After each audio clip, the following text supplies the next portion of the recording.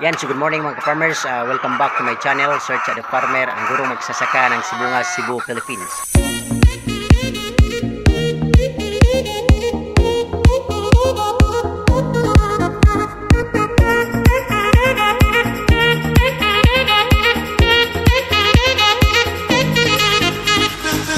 And if you are new to this channel mga farmers, please don't forget to subscribe and click the notification bell in order for you to be notified with my coming videos. Thank you and enjoy this vlog.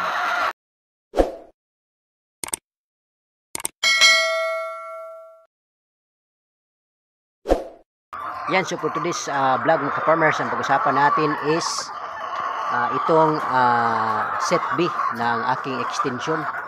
So, i-update ko kayo mga ka-farmers kung ilang weeks na ito ng mga manok. At the same time po, kukumustahin natin yung egg production niya kung nagtugma ba doon sa kanyang edad.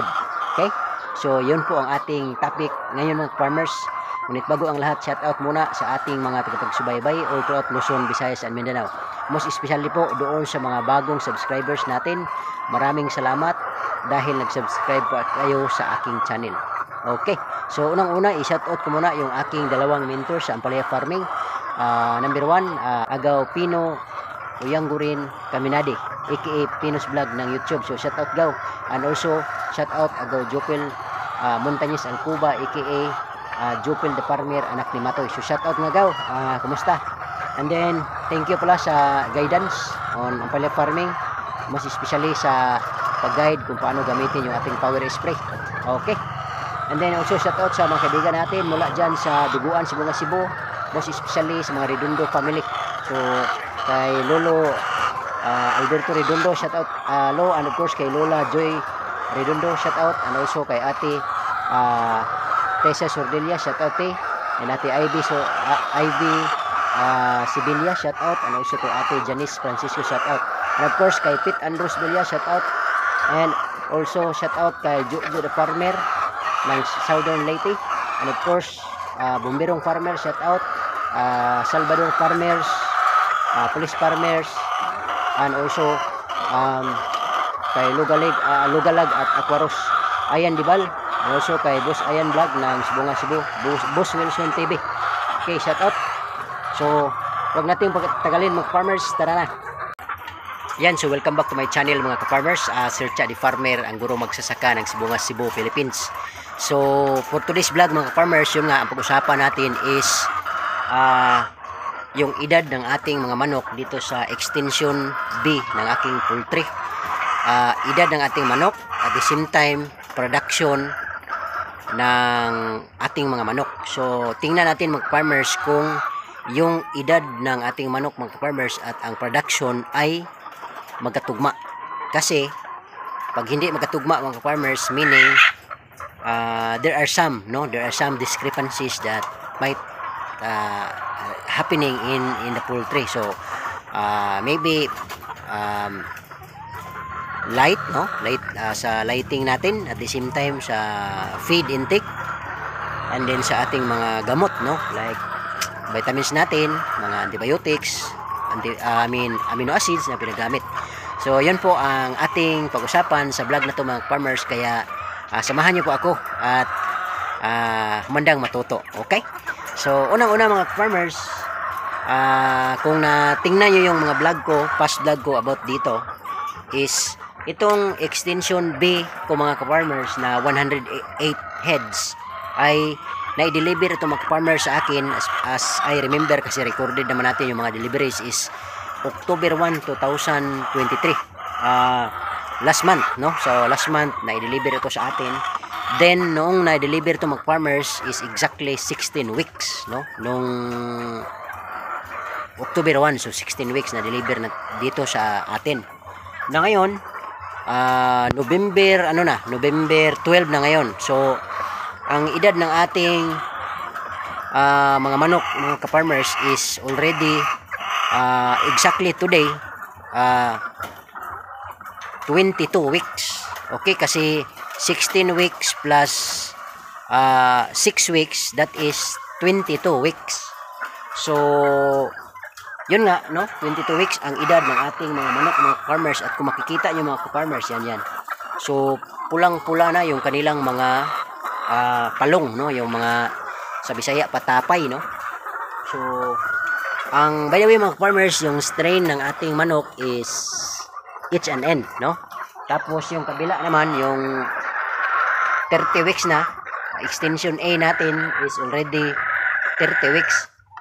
Yun, pero nandun, walang problema na kasi at exactly 25 weeks, nag-ano na sila, peak production. So, out of 108, nangingitlog ng around 102 to 104, minsan 106. Kaya nag-peak production na. So, dito mga farmers, sa 22 weeks, kumusta ang production? So, ang production mga farmers, kung makikita ninyo, yan, tingnan natin, may mga itlog na dito sa layer 3. Kasi 3/3 yung ano natin, yung cages, yung 3/3 type, no? So D type, tapos 3/3. Yan, so may mga itlog na mga farmers. Tapos dito naman sa pangalawang layer, meron na rin mga itlog mga ka-farmers. Hello. Tapos sa first layer, yan, so meron na rin mga itlog mga ka-farmers. What's up? Okay, so ilang itlog na ba sa oras na to? Today is hindi ko nakadala ng pero makita natin sa cellphone. So yung oras natin mga farmers is already 10:55, no? So in the morning. So sa as of now mga farmers, yung production ng ating mga manok is already 30 eggs, no? So at the age of 22. Pero ngayong umaga to kasi meron pang itlog dito mamayang hapon kasi meron talagang, pero 80 to 90% talaga mga farmers nangingitlog 8 in the morning hanggang mga 11:30. Tapos sa hapon meron mga kunti-kunti. So as of now mga farmers, meron tayong 30, no? So bilangin natin. So dito 1, 2, 3, 4, 5, 6, 7, 8, 9, 10, 11, 12, 13, 14, 15, 16, 17, 18, 19, 20, 21, 22, 23, 24, 25, 26, 27, 28, 29, 30, 31, 32 na nga ngayon mga ka-farmers. So merong dalawang chickens na nag-itlog. So 32 eggs as of this time at the age of 22 weeks. So ang peak production mga farmers is 25 to 26 weeks. Tapos ngayon meron ng 32 eggs out of 108 in 22 weeks. So nagmixing pa tayo mga ka-farmers. So yung mixing natin is 50% chicken grower mass and 50% chicken layer mass. Then right after 24 weeks, na tayo, 100% chicken layer mash na ang gagamitin natin. Kaya mga ka-farmers, sa edad na 22 weeks na mayroong 32 eggs sa ngayon, tapos may add up pa yan, mga mostly siguro abot to ng mga 40 or 40 plus. So that is very ideal mga ka-farmers. So meaning, sa pag-aalaga natin mga ka-farmers is wala tayong problema. Tamang-tama lang. Ang nakita ko lang dito mga ka-farmers na faktor na maaring magiging dahilan para yung madili yung mga pangitlog is minsan natataranta yung ating mga manok dahil yung poultry kasi natin, since wala tayong ibang area talaga na makuha, is may mga niyog. Yan. So merong 1, 2, 3, merong tatlong niyog mga farmers kung saan minsan may mga nahuhulog na mga bunga, kaya naman pag nahulog medyo nagulat yung ating mga manok. So one factor, baka mag-delay ng pangingitlog. Okay, pero management walang problema. Sa light, may light tayo. So tapos yung patubig natin maganda, ang box ngayon tayo, ang mixing natin is meron tayong Vitamin Pro at Egg 1000.